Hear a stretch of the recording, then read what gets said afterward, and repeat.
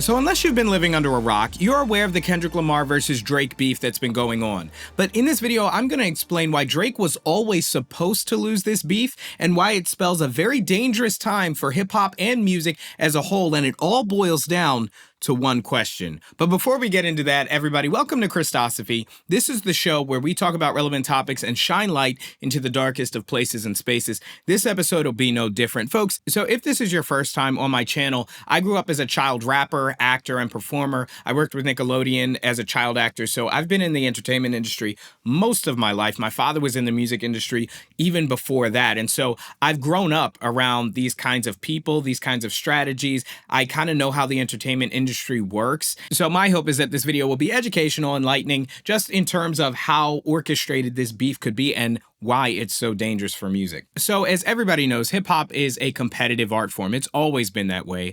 But regardless of what side or whose team you're on regarding this beef, what I'm going to say in this video should concern every fan of hip hop and music as a whole. So it's YouTube, like, subscribe, click the bell, and all that. First, let me say that while I fundamentally disagree with the worldviews of both of these rappers and the vile things they promote in their music, there's no denying these are two of the most talented rappers that we have in the game today. So as a fan of the art form, I really just want to see the most talented MC win, and I think everybody wins when two greats go head-to-head like this.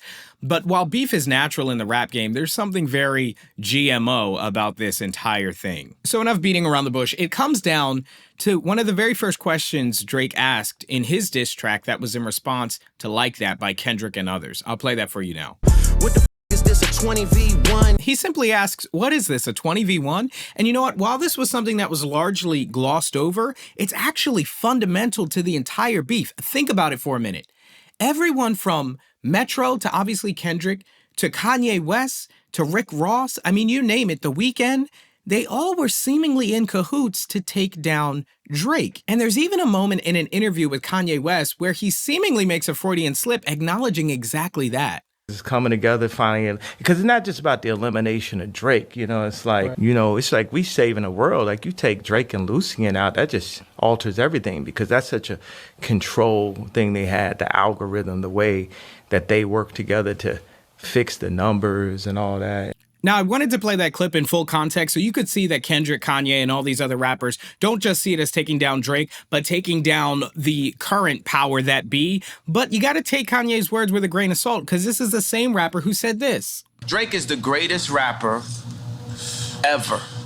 And you said, and I don't apologize about it. Okay, so there's pretty much no denying that there are multiple reasons for this attack, including jealousy. So that Freudian slip, along with the fact that, look, these rappers are not just giving their opinion on who the better rapper is or throwing some support Kendrick's way on social media like X, aka Twitter. They're actively involved. Like Rick Ross made a diss track. Kendrick's first diss was a collab track. It wasn't even Kendrick's song. Plus, you've got, who else? Kanye made a verse. So if you think this is just Drake versus just Kendrick, you're lying to yourself. And one thing to keep in mind, it's not just all these rappers versus these rappers. It's these rappers and their fan bases, a lot of which may have stayed neutral or maybe even voted for Drake had their favorite artists not been actively involved in supporting Kendrick Lamar. And hey, while it does not look good for Drake at all, especially with tracks like They Not Like Us, which is clearly the best song out of the whole beef, if Drake were to somehow pull out a victory in this beef, it would be something that no other rapper has really ever done. So you can be assured that all these rappers will do everything in their power to make sure Drake does not win this beef. Now, the collusion potentially goes even deeper because Rolling Stone, of all publications, put out an article saying that the rap beef was over in declaring Kendrick Lamar the winner. So you've got the media involved, several articles. You can look at publications. They're all declaring that Kendrick has won. It's over. And honestly, that's where, you know, Kendrick and Drake aside, this is more dangerous for hip hop and music's authenticity as a whole. I mean, don't be fooled. This looks clearly like a multi-part operation set up by several rappers to take down one of the most successful artists among them. And unfortunately, fans are playing right into it. And now with the latest shooting, how is Drake going to respond? There's no way that he could respond without being called insensitive or taking it too far or not knowing when to quit. DJ Academics actually was quoted saying that Drake was planning to release a response to They Not Like Us the day of the shooting. Now, look, I'm obviously not accusing Kendrick or any of his team or any of these other rappers going after Drake of doing anything, almost like Kendrick's verse. This is not a tape recording saying that he did it, but ever since that day, no. All jokes aside, the shooting is not funny or entertaining at all. I don't believe any of these rappers are involved in it whatsoever.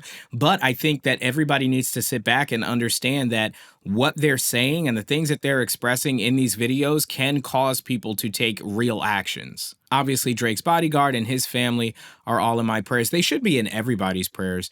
But, you know, this just makes it impossible for Drake now to really respond, only allowing They Not Like Us to reign on the charts even longer, increasing the general perception that Kendrick is the victor from this rap beef. And this just indicates a death of something really authentic in hip hop, which is that rap battles will no longer be 1v1. It's going to be a matter of colluding with your favorite artists to unite your fan bases, make several diss tracks from several artists at the same time, to hurt somebody's reputation and take down their career as a whole. Now, I do want to mention this. Drake, according to many reports, has had legitimate personal beef with a lot of these guys. And so it may just be that Drake offended a lot of people and eventually a mob is going to form. But only to be fair to both sides, Drake did take Kendrick Lamar out on tour. He did take Travis Scott out on tour. And so those were good things that actually helped both of those artists' careers. So I don't know what happened after that, but clearly there was some animosity that was building up ever since. And speaking of building up, that leads me to this point. You know, we assume that Drake has been reacting to this since the Like That track dropped. But we have no idea. Nobody knows how long Kendrick and his team, and even these other rappers, have been planning for every possible scenario in this beef, giving him yet another advantage. But of course, I want to know what all of you think of all of this, everything that I mentioned. Let's chat it up down in the comments. As always, I'd love to hear your thoughts. Like the video if you like the video. And guys, share this video. Even if you don't like the fact that I don't support your favorite artist, this video is food for thought that I think music fans in general need to be aware of. So you can help that happen by sharing the video. And of course, click the bell so you don't miss as we continue to fight evil.